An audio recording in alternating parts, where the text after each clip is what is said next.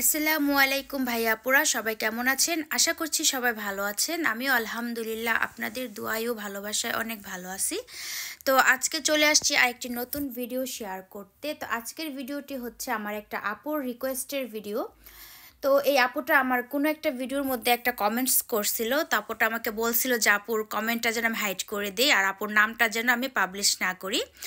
তো আপু আমাকে বলতেছিল যে আপু আপনার কথা আমার শুনতে খুব ভালো লাগে।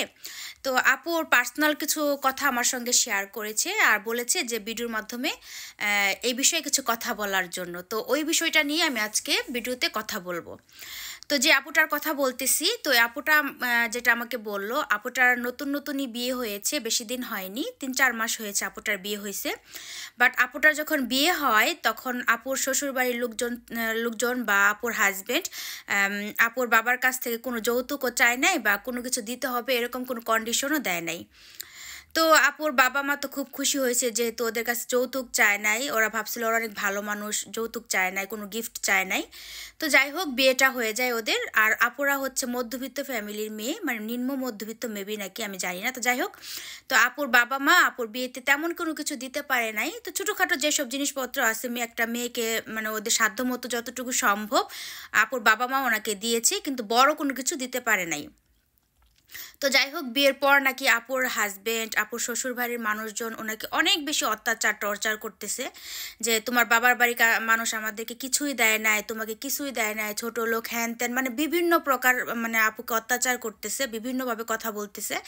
তো আপুটা সহ্য করতে পারতেছে না। তো আপু নাকি আমার ভিডিও দেখে, তো আমার কথা নাকি আপুর খুব ভাল লাগে। তো আপু আমাকে রিকোয়েস্ট করছে যে আপু এই বিষয়ে কিছু একটা ভিডিও মেক করবেন প্লিজ, আর আমার নামটা হাইড করবেন, আমার নামটা প্লিজ পাবলিশ করবেন না, কিন্তু এই বিষয়ে একটা ভিডিও মেক করেন।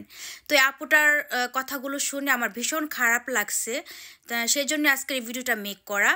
ওইসব লোকেদের উদ্দেশ্যে আজকে আমি আমার ভিডিওটা মেক করতেছি, মানে যারা এতটা মানে মানুষ এত নেরো মাইন্ডের কিভাবে হয় আমি জানি না।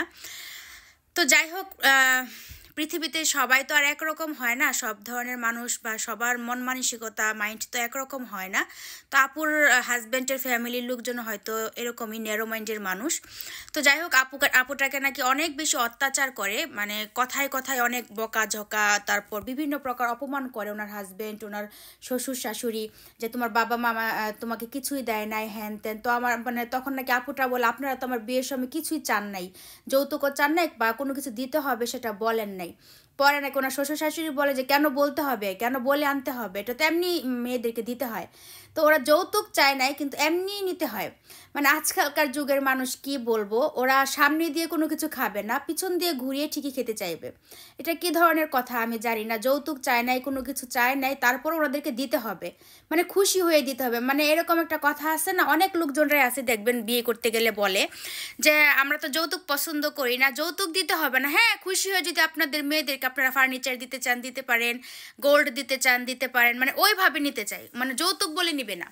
এ ধরনের মানুষ অনেকেই আছে এই সমাজের মধ্যে, যারা সামনে দিয়ে নিতে চায় না, পিছন দিয়ে ঘুরিয়ে নিতে চায়। তো এরকমই মনে হয় আপুর শ্বশুরবাড়ির মানুষজন, ওরাও মনে হয় ভাবছিল যে আমরা যৌতুক চাবো না, পরে ঠিকই নিয়ে নিব। তো যাই হোক, আপুর শ্বশুরবাড়ির মানুষজনদেরকে কিছু দেয় নাই বলে আপুটাকে প্রত্যেক দিন মানে প্রতিনিয়ত আপুটাকে কষ্ট দেয়। তো আমি ওইসব ধরনের মানুষদেরকে বলতেছি, আপনারা যারা পরের বাড়ির মেয়েকে এনে এরকম কষ্ট দেন, অপমান অবহেলা করেন, আপনাদের ফ্যামিলিতে কি কোনো মেয়ে নেই? আপনাদের কি কোনো বোন নাই? আপনারা এটা মাইন্ডে আনতে পারেন না যে আমরাও তো একদিন আমার মেয়েকে পরের ঘরে দিতে হবে, আমার বোনকে পরের ঘরে দিতে হবে। ওদেরকে যদি ওইসব ফ্যামিলির লোকজনরা অত্যাচার করে তখন আমাদের কেমন লাগবে? ঠিক তেমনি তো এই মেয়েটাকেও তো যখন আমরা কষ্ট দিতেছি, ওর বাবা মার তো ঠিক সেম কষ্টটাই লাগতেছে। এটা কি আপনাদের মাইন্ডে আসে না? আমি জানি না কি কোন ধরনের মানুষরা এই ধরনের অত্যাচার করে পরের বাড়ির মেয়েদেরকে আনে, আমি বুঝতে পারি না। একটা বাবা মা ছেলে জন্ম দিতে যতটা কষ্ট করে, একটা মেয়েকে জন্ম দিতে কিন্তু ততটাই কষ্ট করে একটা মা। তো আমি জানি না ছেলের বাবারা কেন নিজেদেরকে এত মনে করে যে পরের বাড়ির থেকে একটা মেয়েকে নিয়ে এসে এরকমভাবে অত্যাচার করে, কেন আমি বুঝতে পারি না। ওই ধরনের মানুষদেরকে আমি বলবো যে আপনারা এইগুলো যে করতেছেন, আপনাদের ঘরেও তো মেয়ে আছে বা আপনাদেরও তো বোন আছে, ওদেরকে যখন বিয়ে দিবেন, ওদের ফ্যামিলিতে যাওয়ার পরে যখন অন্য বাড়ির ফ্যামিলির লোকজন মানে এরকম কষ্ট দেবে, অবহেলা করবে, অত্যাচার করবে, তখন আপনাদের কেমন লাগবে বলেন? আর একটা বাবা মা যখন একটা মেয়ে জন্ম দেয় একদম ছোট থেকে বড় পর্যন্ত লালন পালন করা, আদর সোহাগ দিয়ে বড় করে, মানে এত কিছু করার পর বাবা মা কিন্তু কোনো কিছুর বিনিময়ে আপনাদের কাছে বিয়ে দেয় না। এত লালন পালন করার পর, এত কষ্ট করে বড় করার পর, এত টাকা খরচ করে একটা মেয়েকে বড় করার পর পরের ঘরে কিন্তু এমনি এমনি দিয়ে দেয়, কোনো কিছুর বিনিময়ে কিন্তু দেয় না। নিঃস্বার্থভাবে একটা মেয়ে পালে বাবা মারা। একটা ছেলেকে যেভাবে একটা বাবা মা পালে, একটা মেয়েকে কিন্তু ঠিক সেম ওয়েতে বাবা মারা পালে, সেম যত্ন ভালোবাসা আদর দিয়ে কিন্তু বড় করে। কিন্তু মেয়েটাকে যখন বিয়ে দেওয়া হয়, পরের ঘরের মানুষটা কি যে মনে করে আমি বুঝতে পারি না। ছেলে হইলে কি একদম দাম বাইরা যায়, আর মেয়েদের বাবা মার কি কোনো দাম নাই যে মেয়ের বিয়ে দিয়ে দিলেই শ্বশুরবাড়ির লোকজনদের কাছ থেকে কথা শুনতে হবে। এমনি তো বাবা মা অনেক কষ্ট পায়, একটা মেয়েকে জন্মের পর এত বছর লালন পালন করে পরের ঘরে দিয়ে দিতে কিন্তু বাবা মার অনেক কষ্ট হয়, কিন্তু এটা সামাজিক নিয়ম, সেজন্য বাবা মাকে নিজের মেয়েকে বিয়ে দিয়ে দিতে হয়। আর সেই সুযোগে অনেক ছেলের বাবা মারা আছে যারা মেয়ের বাবা মাদেরকে অনেক কষ্ট দেয়, অনেক অত্যাচার করে। এটা ঠিক না, এটা আপনারা করবেন না কখনো। কারণ একটা মেয়েকে বড় করতে একটা বাবা মার যতটা কষ্ট হয়, একটা ছেলেকে বড় করতে সেম কষ্টই হয়। ছেলেকে বড় করতে যেরকম শ্রম দিতে হয়, তেমনি মেয়েকে বড় করতেও কিন্তু সেম শ্রমই দিতে হয়, সেম কষ্ট করতে হয়। তো আপনারা কেন এটা বুঝতে পারেন না আমি বুঝি না। ছেলে কি আর মেয়ে কি, দুইটাই তো সন্তান, তাই না? দুইটাকেই কিন্তু সমান ভালোবাসা দিয়ে মানুষ বাবা মারা বড় করে। তো এই কাজটা কখনো করবেন না, কোনো মেয়েকে পরের ঘরের মেয়েকে এনে এরকম কষ্ট দিবেন না। সবসময় মাথায় রাখবেন, পরের ঘরের মেয়েকে যারা কষ্ট দেয়, নিজের ঘরের মেয়ে যখন অন্যের ঘরে যাবে তখন কিন্তু সেম ওরাও কিন্তু ওকে কষ্ট দিবে। এটা আল্লাহর পক্ষ থেকে আসে। আপনি কাউকে যদি ভালোবাসেন, আপনাকেও ভালোবাসা দিবে। আপনি যদি কাউকে কষ্ট দেন, অবশ্যই আপনিও সেই কষ্টটা ফেরত পাবেন। সো মানুষকে ভালোবাসতে শিখুন, মানুষকে কষ্ট দিবেন না। এই কষ্টটা কিন্তু আল্লাহ দেখতে পায়, আর কেউ দেখুক আর না দেখুক, আল্লাহ কিন্তু এর শাস্তি অবশ্যই দিবে। তো আমি ওই আপুটাকে বলবো, আপু তুমি কষ্ট পেও না, এর শাস্তি কিন্তু ওরা পাবে। আল্লাহ কখনো মানে খারাপ মানুষদেরকে ছেড়ে দেয় না, একদিন না একদিন সেই কষ্টটা কিন্তু ওরা ঠিকই পাবে। তো তুমি মন খারাপ করো না, ধৈর্য নিয়ে থাকো আপু। তুমি যদি আমার ভিডিওটা আবার দেখে থাকো, তুমি ধৈর্য নাও। তোমার শ্বশুর শাশুড়িকে আল্লাহ মানে সঠিক জ্ঞান দেখ, ওদের ভালো কিছু বুঝার জ্ঞান দেখ আল্লাহ, ওদেরকে আল্লাহ কি বলবো হেদায়েত দান করুক, যে পরের ঘরের মেয়েদের সঙ্গে যেরকম অত্যাচার করতে নেই, এটা যেন ওরা বুঝতে পারে যে ওদেরও মেয়ে থাকতে পারে বা ওদেরও বোন থাকতে পারে। ওদের বোন মেয়েকেও কিন্তু মানুষ সেমভাবে কষ্ট দিতে পারে। তো একটাই দোয়া করবো আপু তোমার জন্য, তুমি মন খারাপ করো না, ধৈর্য নিয়ে থাকো।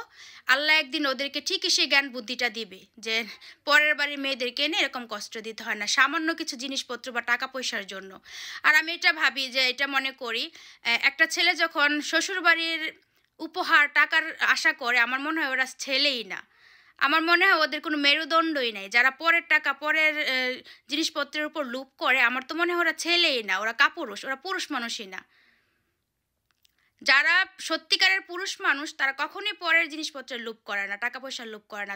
তারা নিজের যোগ্যতায় বসবাস করে, নিজের যোগ্যতার সামনে এগিয়ে যাওয়ার চেষ্টা করে। তো যাই হোক, ওইসব মানুষদেরকে বলছি আপনারা সময় থাকতে ভালো হয়ে যান। ভালো হতে পয়সা লাগে না, মানুষের মেয়েকে এনে বাসায় এনে এরকম কষ্ট দিবেন না। নিজের মেয়ে মনে করে ভালোবাসুন, পাশে থাকুন, আদর করুন, যত্ন করুন, দেখবেন আপনার মেয়েকেও অন্য মানুষ নিয়ে ভালোবাসবে, যত্ন করবে। তো ঠিক আছে, আজকের ভিডিওটা এই পর্যন্তই রাখবো, আমি বেশি কিছু বলতে চাচ্ছি না। মানে আমার এইসব ব্যাপার শুনলে না খুব খারাপ লাগে, যে মেয়েদেরকে কেন মানুষ এরকম অবহেলা বা অবজ্ঞা করতে চায়। মেয়েরা কি মানুষ না? মেয়েরা কি জন্তু? মেয়েদেরকে বিয়ে দিলে কি মেয়েরা শেষ, মানে সব কিছু শেষ হয়ে যায় মেয়েদের?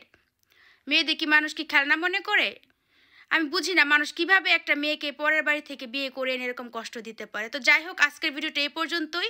সবাইকে বলতেছি, যারা এ ধরনের আচরণ করেন, পরের বাড়ির মেয়েদেরকে এনে মনে করেন যে কাজের মেয়ে আর টাকার মেশিন, এগুলো ভাববেন না। মেয়েরা হচ্ছে পৃথিবীর মধ্যে সব থেকে লক্ষ্মী। যারা মেয়েদেরকে ভালোবাসে তারা কিন্তু আল্লাহর পক্ষ থেকে অনেক সম্মান ভালোবাসা পায়। তো আজকের ভিডিওটা এই পর্যন্তই। জানি না এই ভিডিওটা কার ভালো লাগবে খারাপ লাগবে। তো আমি ভালোদেরকে বলছি না, যারা ছেলের বউদেরকে সঙ্গে এরকম খারাপ আচরণ করেন বা নিজের ওয়াইফের সঙ্গে এরকম খারাপ আচরণ করেন, আমি শুধু তাদেরকেই বলছি ভালো হয়ে যান। ভালো হইতে পয়সা লাগে না।